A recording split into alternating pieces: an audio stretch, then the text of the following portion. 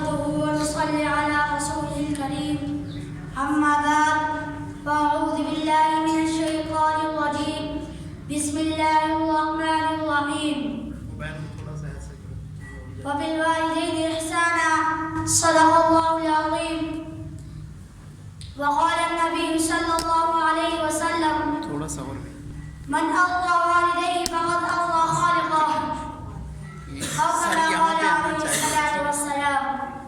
میرے محترم اساتذہ کرام اور میرا ہمیشہ طلباء ساتھیوں، السلام علیکم ورحمۃ اللہ وبرکاتہ.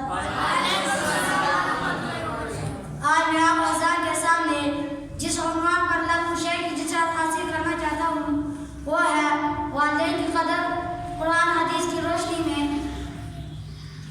سامعین محترم، والدین پر اولاد اور والدین کے لیے جو کچھ لازم قرار دیا گیا ہے، اس کی تعمیل اور سعادت روگردانی اور اسے بے بختی کا باعث ہے، بے بدبختی کا باعث ہے.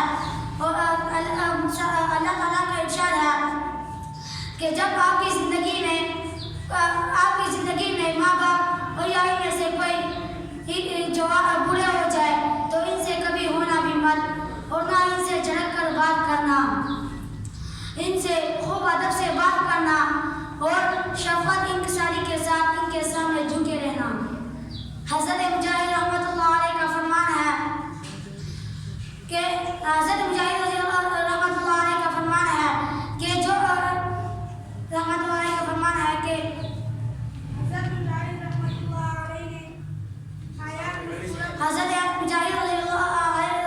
علیہ نے آیت مذکورہ کی تفسیر میں بیان کیا ہے کہ آیت مذکورہ میں بیان کیا ہے کہ اگر والدین بوڑھے ہو جائے، ان کا پیشاب خانہ تمہیں دھونا پڑ جائے تو ان سے کبھی اف بھی مت کرنا، جیسے کہ بچپن میں وہ تمہارا پیشاب خانہ دھوتے رہے.